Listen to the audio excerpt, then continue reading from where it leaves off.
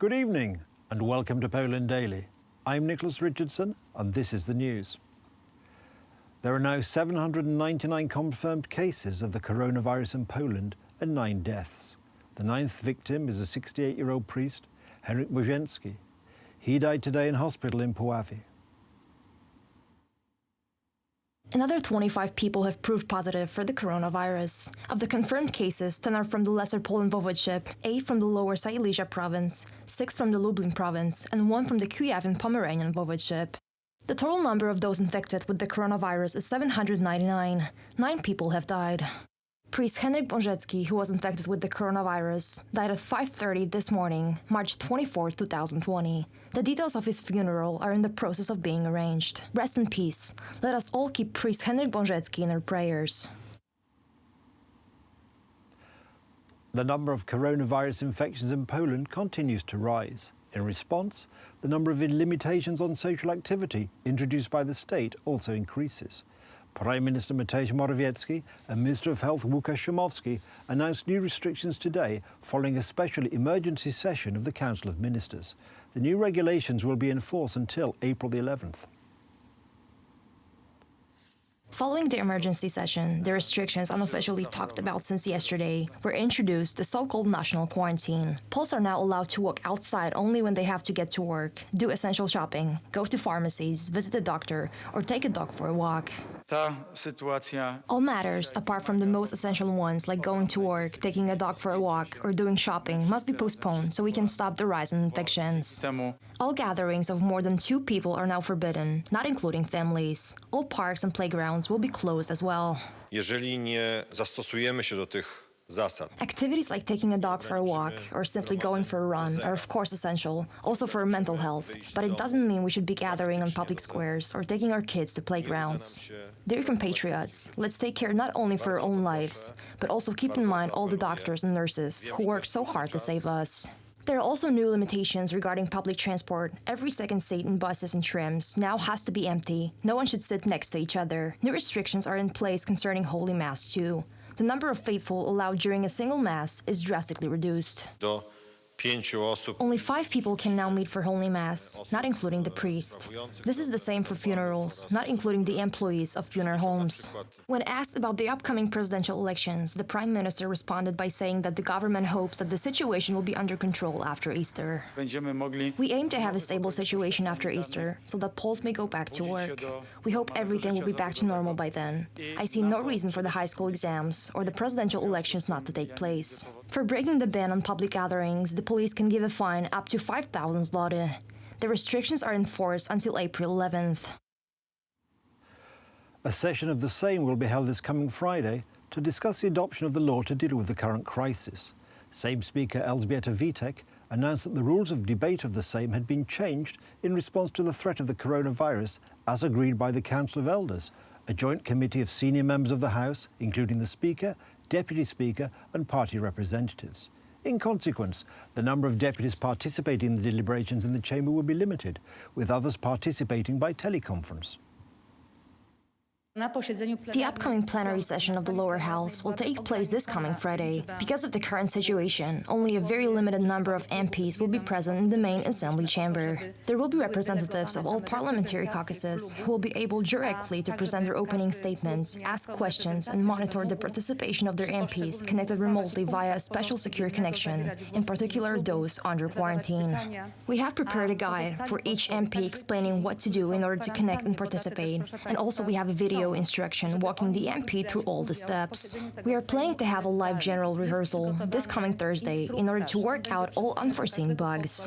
This electronic communication is based on a piece of dedicated software allowing each MP to cast votes remotely. Despite the coronavirus epidemic, the ruling Law and Justice Party is still leading in the polls. According to the latest survey made by Polster, the support for the party has increased and now stands at 42%. Support for the opposition Civic Coalition has decreased. According to the survey, 42% of voters declare their support for the Law and Justice Party. Nearly 24% want to vote for the Civic Coalition. According to the Polster survey, the left would get 15.4% of the votes and the Polish People's Party 10.2%. 8.2% say they will vote for the Confederation. The support for the Law and Justice Party remains the same as in the previous poll made by Pollster in February. Support for the Civic Coalition is decreasing. Over 25% of the voters wanted to vote for the party in February. That's the news. Thank you for watching. Stay with us for the weather, Poland Daily Business and more programmes. But from me, it's have a good night, a better tomorrow and a safe tomorrow.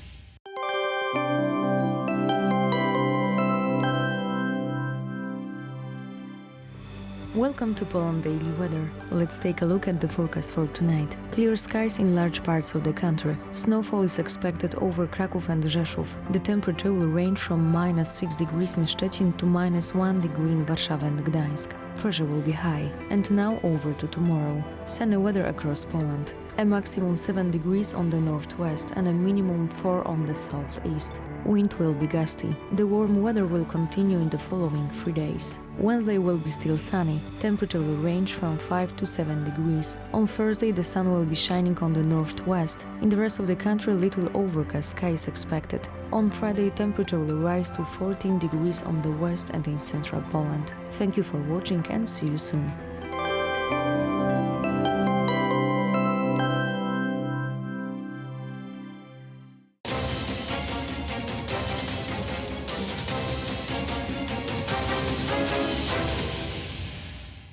This is Poland Daily Business. My name is Aleksander Wierzejski. Welcome to the show. And our guest tonight is Marcin Roszkowski of Instytut Jagielloński. Sir, welcome to the show. Yeah, thank you for having me. It's a home office, so... Is a home office? It's a remote connection? Typical. Right. It's a remote connection. Most of us works remotely these days, and this is something that we take advantage of technology that's there, and it has been underappreciated so far. Let's hope we do not get used to it too much, because it's really important to come back to work after this pandemic is over. That's true. Polish government is proposing something that is called anti-crisis shield. And what is the basic assumptions of this new legislations and new measures?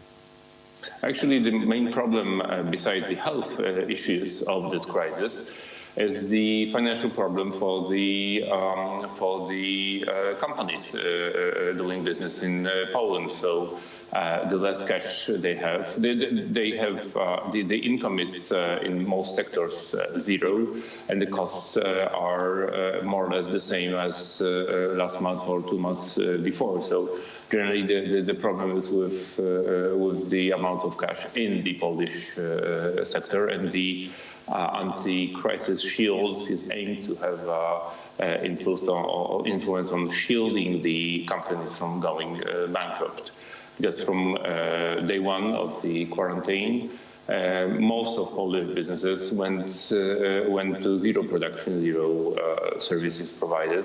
So generally, the way the virus is spreading also was the way of our economy being developed. So the more we move, the faster the GDP grows.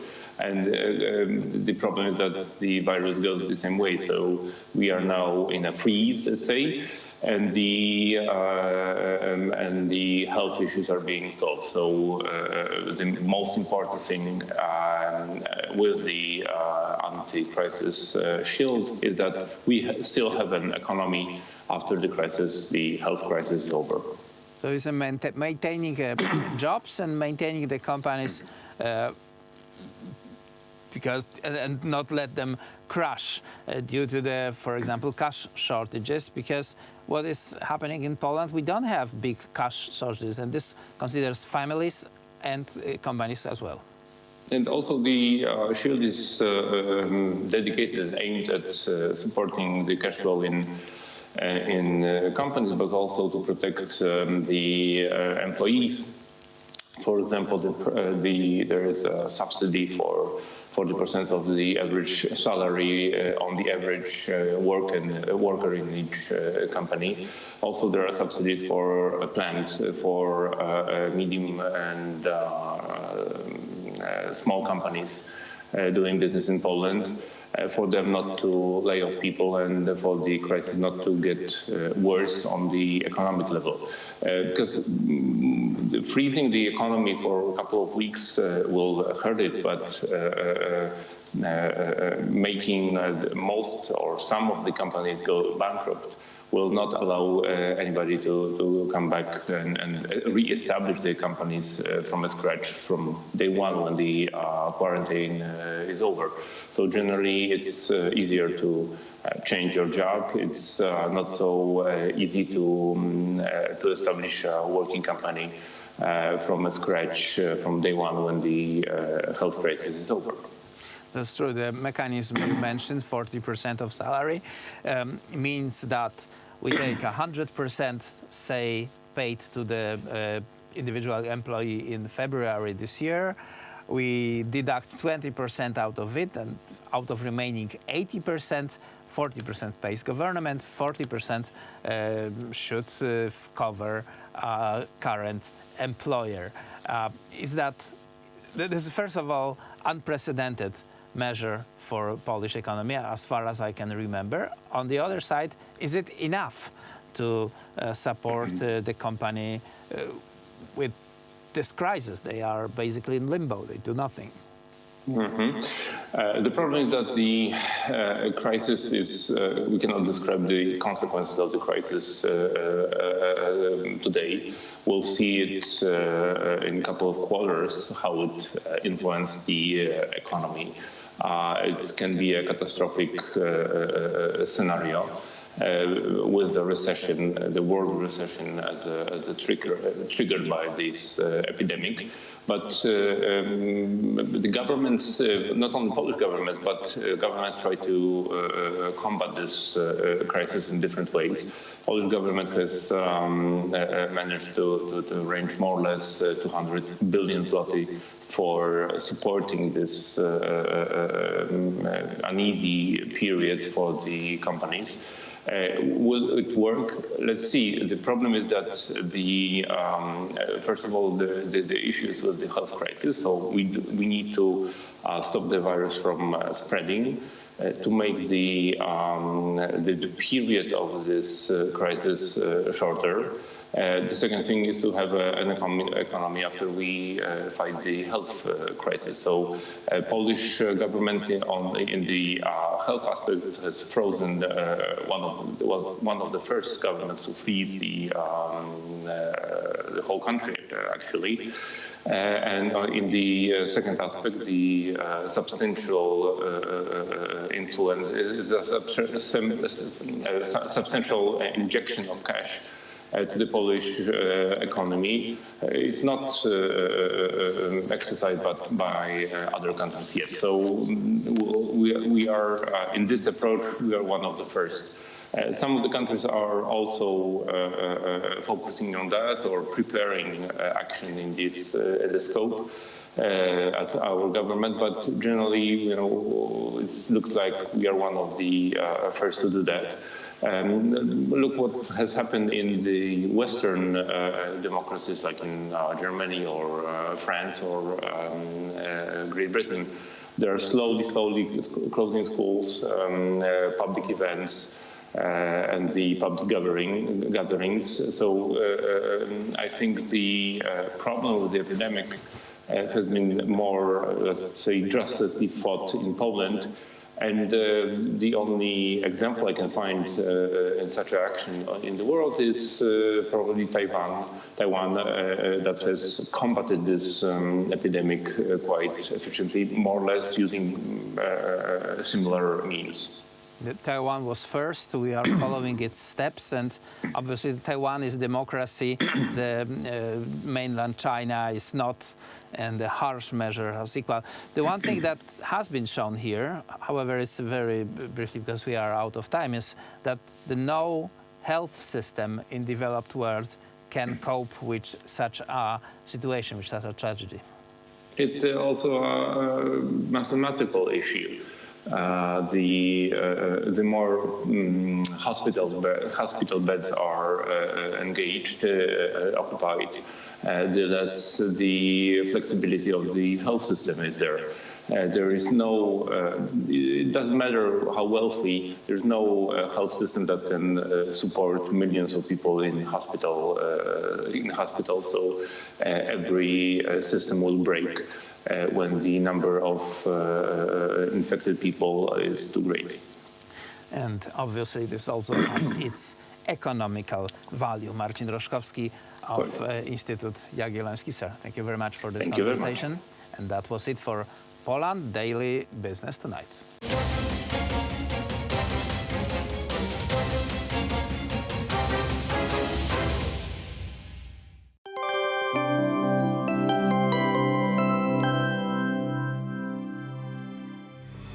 Welcome back to Poland Daily Weather. Let's take a look at the forecast for tomorrow. Sunny weather across Poland, a maximum 7 degrees on the northwest and a minimum 4 on the southeast. Wind will be gusty. Let's see the forecast for our continent. On the Iberian Peninsula, temperature will rise to 20 degrees in Lisbon. In Central Europe, we are expecting more sunlight.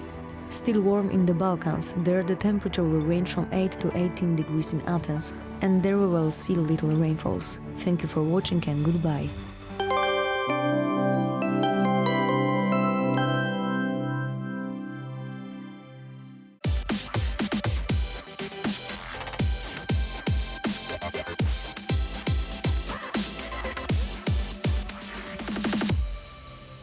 Good day, everyone. My name is Maria Kądzielska, and you are watching Poland Daily Culture. Since the times of epidemic recalls in us many metaphysical questions, we will talk today about the greatest Polish philosophers of 20th century. With me in the studio is Marek Kądzielski, former student of Professor Bogusław Wolniewicz and a Polish philosopher. Thank you for having the courage to be with us. Hello, everyone, and thank you for inviting me to your program. Fever, sore throat, problem with breathing? Fortunately, nothing like this. But it's worthwhile remembering that last plague in Europe resulted in a very outstanding literary output, which is Decameron by Boccaccio. So we should rather think in these categories that we can bring something fruitful to this world thanks to epidemic. But still, it is a cause to think in metaphysical in the times of plague.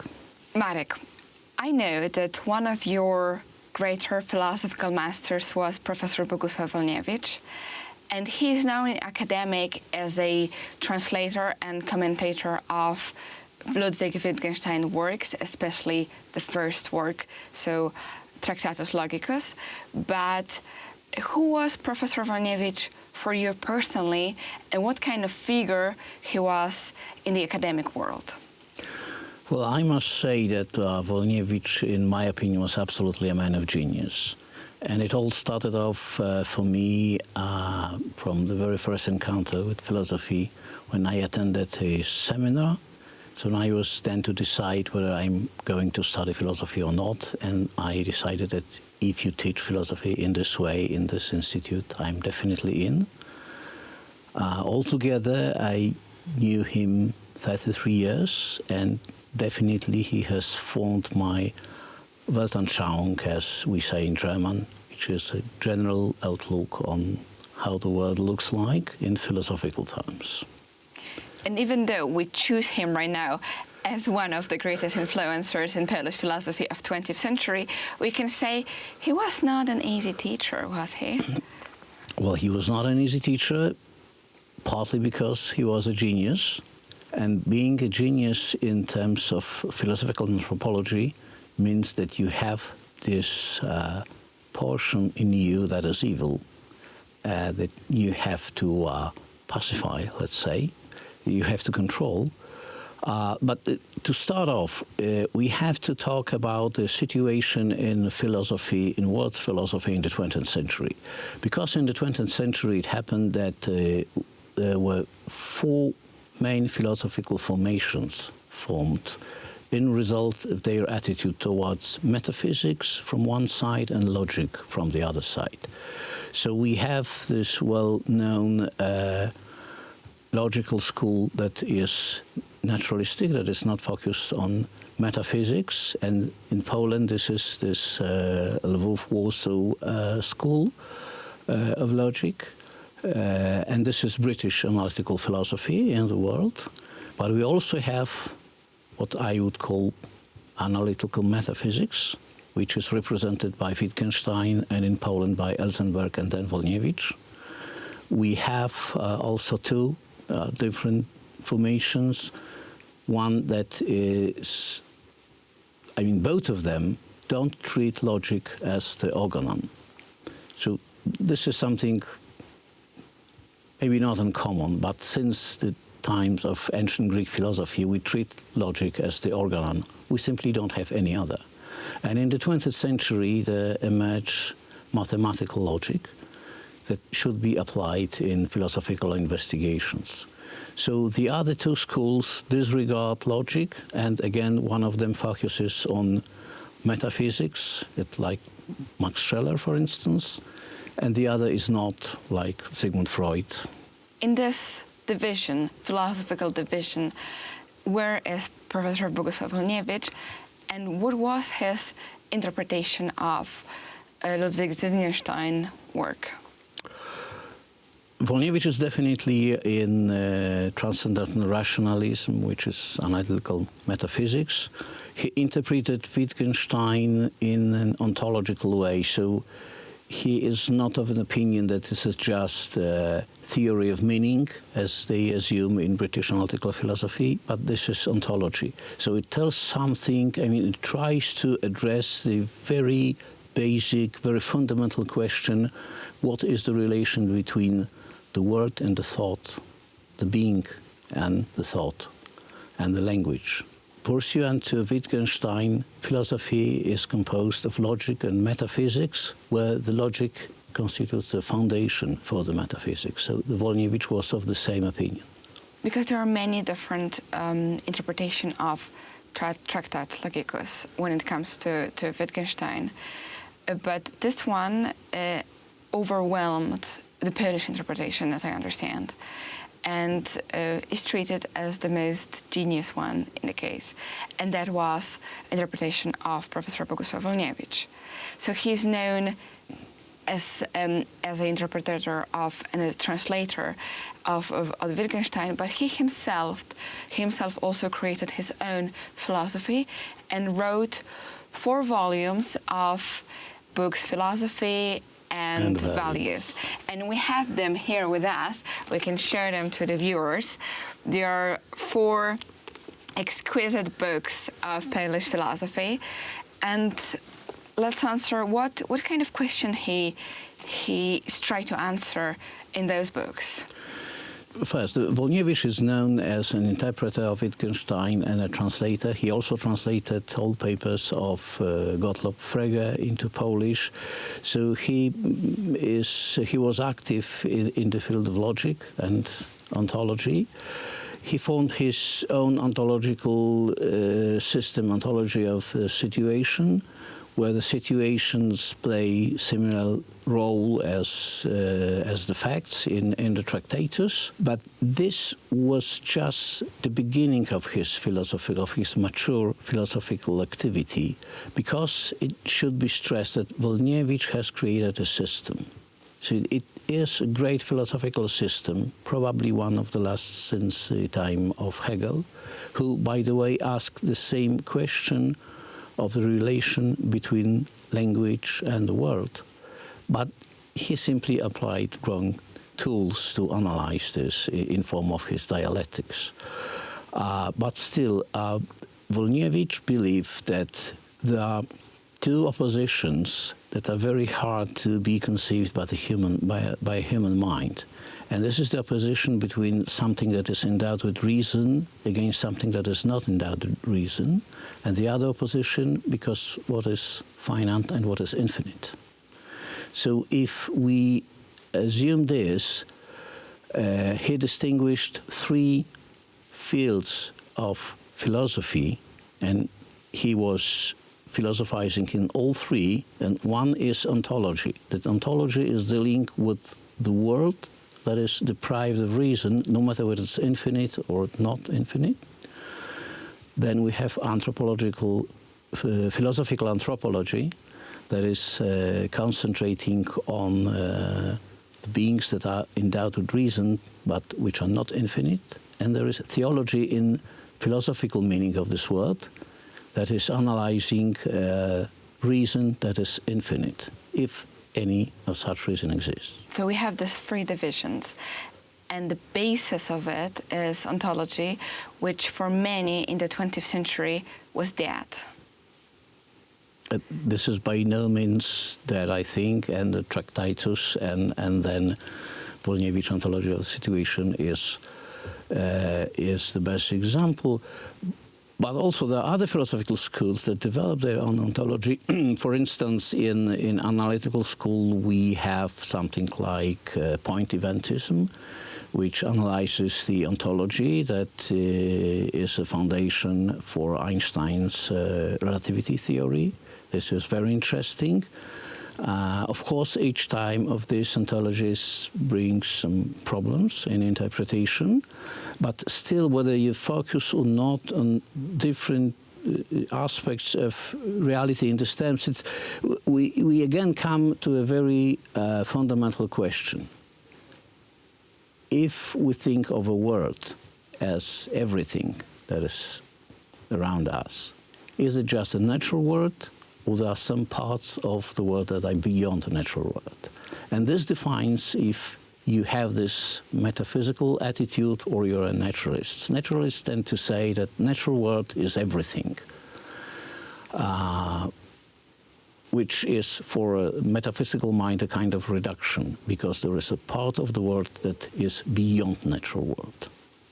So this is one of the basic distinctions, if you have this metaphysical instinct or not. It's worth to underline that Polish philosophical schools have great ontological masters and thinkers, and one of them was Professor Bogusław Wolniewicz. If you don't know anything about him, go and check his books, Philosophy and Values. They are really incredible, especially in those times if you yourself ask some metaphysical questions. And thank you for watching Poland Daily Culture.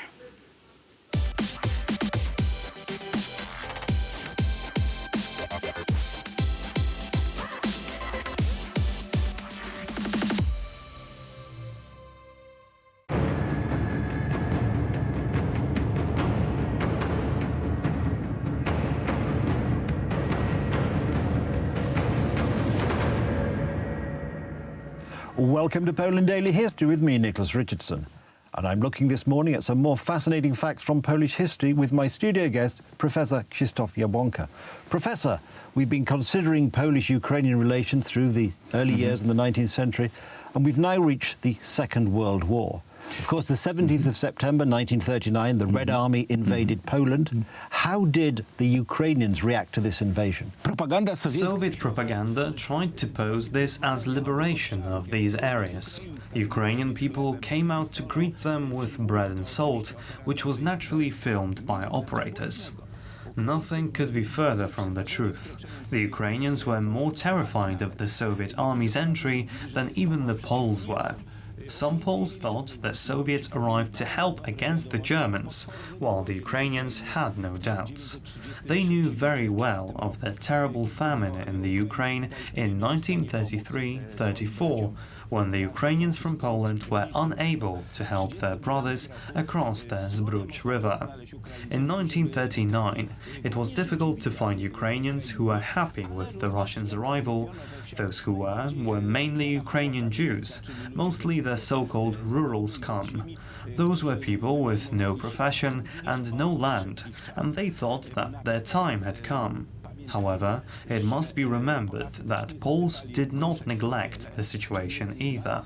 Within 10 years, from 1928 to 1938, Ukrainian General Pawlo Szandruk, together with Polish staff members Wacław Stachiewicz and General Kutrzeba, worked out a plan of the insurgent army in case of an attack by Russia from the east. It was to be formed from the Ukrainian population, with Ukrainian commanders, Ukrainian banners. They were meant to immediately trigger an uprising on the other side of the border, hence it was called the Ukrainian Insurgent Military Army. Unfortunately, this army did not manage to be launched, but the Poles, leaving for Romania, gave their weapons to the Ukrainians, saying, "Now you will continue fighting." In the town of Tarnopol, for example, since it was possible to give weapons to the Ukrainians at the last minute, in November 1939 an uprising broke out. We know very little about it, because the Soviets obviously concealed it, but the Ukrainians do remember it. Those good moments were disturbed by the German propaganda, which formed pro-German units. 2 battalions who were murdering Poles from the very beginning of the war. First of all, they were engaged in supporting the Germans in murdering Jews. Professor, in 1943, Ukrainian formations attacked Poles. When was the culmination of this action? In 1941, when the German army moved eastwards, a new Ukrainian insurgent army of Taras Bulba-Boroviec was formed in northern Volhynia. It closely resembled our home army, with its ethos and military division, and they defended the so-called Polessie Volhynia. On October 14, 1942, the 3rd Ukrainian Insurgent Army was formed in Volhynia, and this formation had clearly anti-Polish overtones. There was a split in it. The Germans made a deal with the moderate supporters of Mielnik, while the radical supporters of Bandera were offended by the Germans and went underground. They left their posts and made a deal with the NKVD in early 1943. The NKVD said straightforwardly, "If you want help from us, then murder Poles in Volhynia." They couldn't touch the Soviet Poles, who lived in the Soviet state before the war. That is why the terrible slaughter of Volhynia started almost exactly on the border of the Republic of Poland with the Soviet Union, with attacks on villages. Here we can mention the Parośla massacre on February 9, 1943, which happened just after Dmytro Klaczewski, a commander of the army, had made an agreement with units of the Soviet partisans. Those were some horrible events, the culmination of which took place on July 11th. Then, 101 villages were attacked in churches, and it was a Sunday. People in churches got massacred, even burned to death.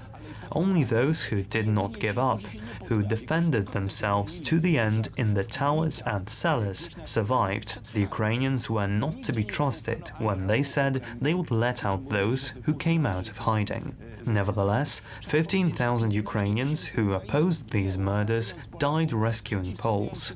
The aforementioned Bulba-Boroviec, the commander of the Polesian Sich, also objected, and when the units came to murder Poles close to him, he chased them away, and when they did not want to leave, he ordered them to be shot, because he considered them unworthy of shaking hands with. Therefore, the split occurred among the Ukrainians themselves, and here one has to be very respectful of those who are willing to sacrifice their lives to save their Polish neighbors. They stand in stark contrast to those who robbed and murdered their neighbors. Over 60,000 people died in Volhynia, which was inhabited by Poles only in 17%. Some of these murders started to move to the areas of Galicia, where such atrocities were first committed in February 1944 in Huta Pieniacka or Podkamień. Finally, in March 1944, in Kute, on the very border with Romania, Polish Armenians were murdered as the last result of these terrible murders. To this day, Poles cannot recover from this shock and expect just one thing from Ukrainians: that these murderers are not revered as national heroes. Unfortunately, that's all we've got time for on this episode, so it remains for me to say thank you, Professor. Thank you. And thank you for watching, and do join us again on Poland Daily History.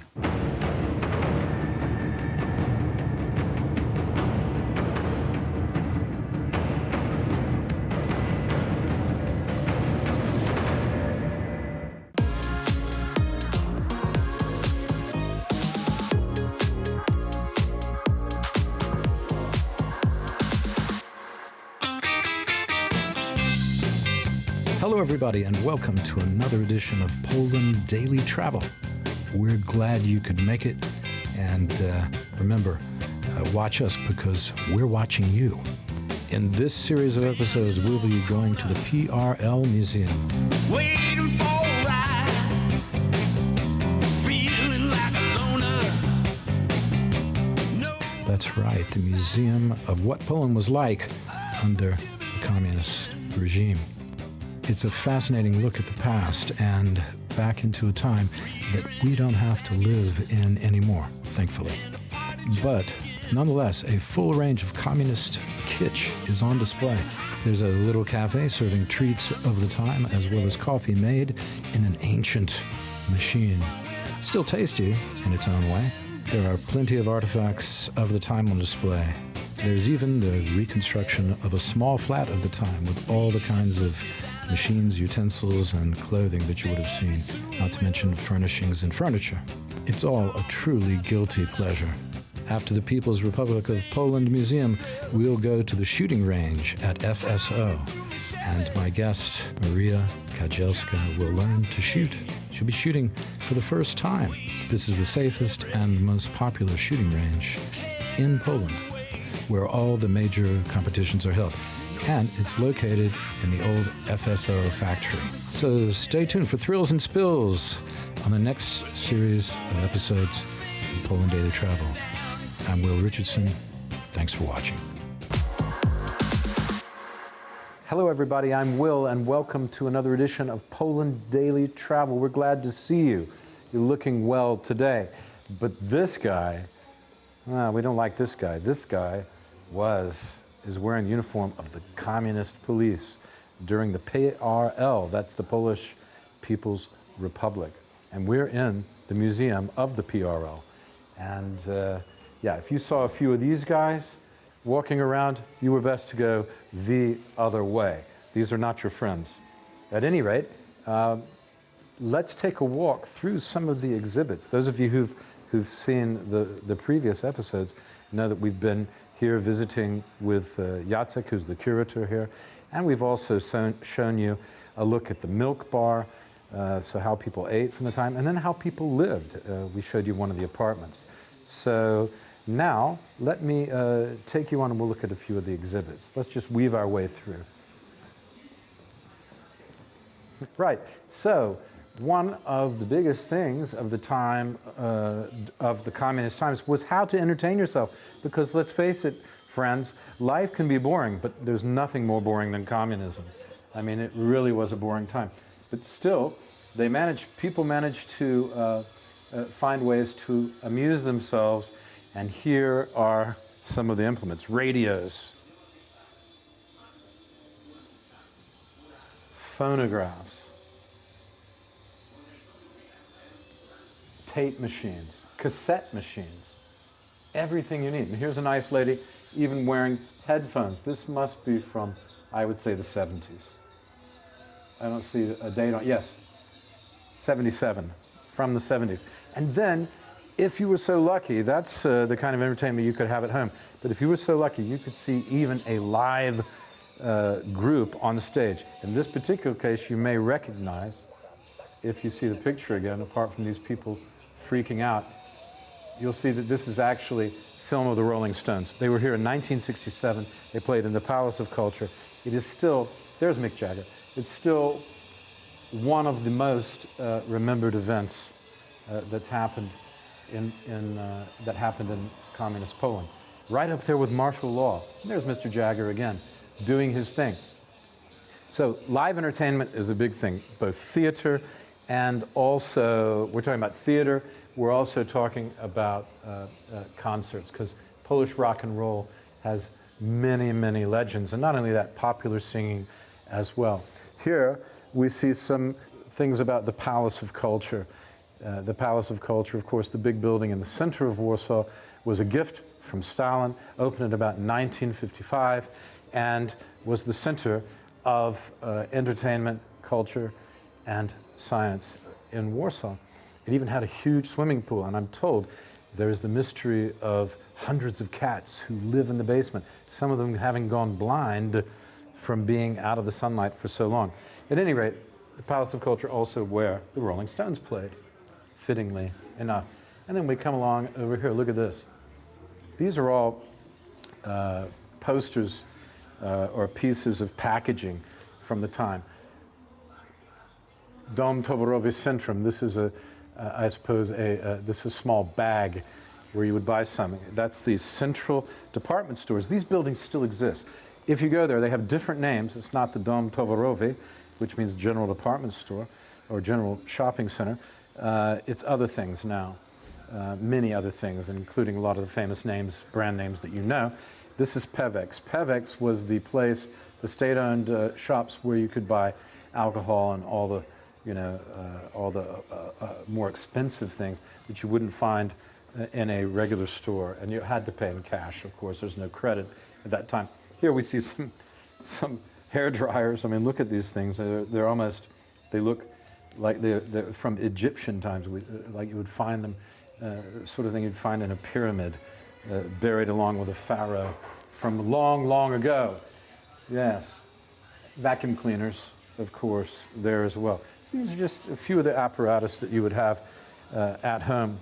And then we come along here, and there's a little bit about solidarity. Oh, this is worth talking about. Well, this solidarity here. 9th of June, 1989, which is pretty much the time when Poland had just become a free nation again and kicking the Russians out. But here are some old Polish zloty notes. I can remember a time, I've heard stories of a time when you would have a million zloty note in your pocket, and it would be worth about $10. So there was a lot of inflation. Eventually, it just knocked a bunch of the zeros off and created a currency that made sense, just by fiat, really. And of course, 1978 on the timeline, we have the Pope elected. John Paul II was elected Pope in 1978. And here we go around, and look at these things. These are fascinating, because you can tell a lot by the packaging. I mean, look how boxes and things, these old cans, this looks like stuff from the 1930s, 1920s, 1930s, 1940s even, in the United States or in Britain. So the packaging was very, we can say very basic, not very exciting, but at least it told you what it is. Here's tea, Herbata Darjeeling, that's of course Darjeeling tea. And here's some cocoa powder for breakfast from Wedel, which is amazing, isn't it? And so forth, and so on. Now you can, here's Kava Inca. That's kava that's made with an extract of a nut, but I can't remember what kind of nut it is at the moment. It's the Rzebozowe. If you're Polish, you will know, if you have a Polish background, you know what that means. I'm not really sure, but it's like hazelnut or something like that, coffee. And no, just more packaging of that kind. At any rate, I'll tell you what I really like, and what I'm going to go look at now is the propaganda films from the time. In this cinema, you can see propaganda films from the old days. I'm going to go sit down and watch a couple. It's Poland Daily Travel, and I got to get a dose of propaganda. Stay tuned for the next thrilling episode. Watch us, because we're watching you.